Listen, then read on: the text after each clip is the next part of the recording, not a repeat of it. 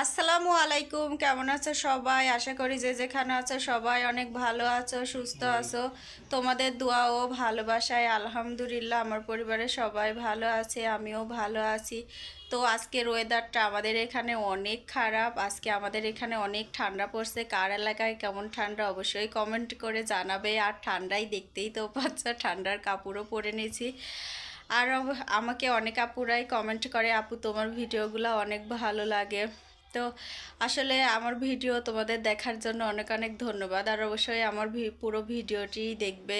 আর হচ্ছে আমার হাজব্যান্ড অনেক অসুস্থ, তো সবাই আমার হাজব্যান্ডের জন্য দোয়া করবে। তো আমার হাজব্যান্ডের ডক্টর দেখানো হয়েছে, আলহামদুলিল্লাহ রিপোর্ট অনেক ভালো আসছে। তো যাই হোক, যেটুকু অসুস্থ আছে তোমরা সবাই দোয়া করবে সে যেন তাড়াতাড়ি সুস্থ হয়ে যায়।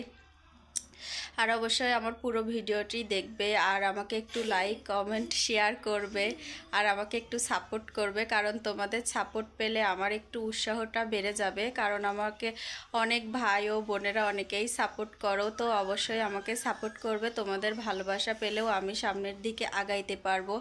আর আজকের ভিডিওতে দেখাবো আমার বাবার বাড়ি থেকে কি কি পাঠাইছে আমার ভাই, আমার দেশে থেকে মানে পাবনা থেকে কি কি নিয়ে আসছে সেগুলাই তোমাদের সাথে শেয়ার করব। তো অবশ্যই আমার পুরো ভিডিওটি দেখবে আর লাইক কমেন্ট শেয়ার করবে। তো চলো পুরো ভিডিওটি দেখবে। এই দেখো, বাবার বাসায় থেকে কিন্তু অনেক কিছু পাঠাইছে। আর এগুলো হচ্ছে কদবেলগুলো আমাদের নিজেদের গাছের। আর এখানে হচ্ছে কুমড়া বড়ি পাঠাইছে 2 জায়গা। কুমড়া বড়িটা আমাদের কাছে অনেক ভালো লাগে, আমাদের পাবনার মানুষ অনেক পছন্দ করে। তো আমার মা আর আমার খালা মিলে 2 জায়গা আলাদা আলাদা করে হচ্ছে কুমড়া বড়ি পাঠাইছে। আর আমি যেহেতু ঈদে বাড়িতে যাব, আর এইদিকে হচ্ছে আমার মা অনেকগুলা হচ্ছে পাকান পিঠা ভাজি করে দিছে। তো পাকান পিঠাগুলো অনেক ভেঙে গেছে, তো এগুলাই ভালো ছিল, তোমাদের সাথে শেয়ার করলাম। আর আমার বাবা বোনরা কচু কিনে নিয়ে আসছিল, তো আমার মা আমাকে ফোনে বলছিল, তো আমার এটা অনেক পছন্দ, তো আমার মা ঘাটি করে পাঠাই দিছে। আর এইদিকে হচ্ছে আমার বোন বাতির শাক উঠাই দিছে, কারণ বাতির শাকটাও আমাদের কাছে অনেক ভালো লাগে। আমার হাজবেন্ডও শাক সবজি খাইতে অনেক পছন্দ করে, তার জন্যই আর কি হচ্ছে এই শাকগুলো পাঠাই দিছে আমার ছোট ভাই দিয়ে উঠায়ে।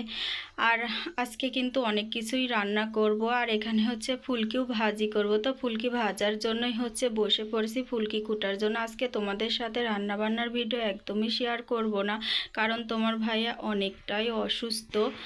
আর এই দিকে দেখো হচ্ছে আমি টমেটো সালাদ করছি, আর এখানে হচ্ছে ফুলকি ভাজি করছি, কারণ ফুলকিটা আমার ভালো লাগে, মিষ্টি মিষ্টি লাগে, আমার কাছে অনেক ভালো লাগে। আর তার যেহেতু জ্বরের মুখ, তার জন্য একটু মাছও ভুনা করছি, যেটা সে খাইতে চায় আর কি।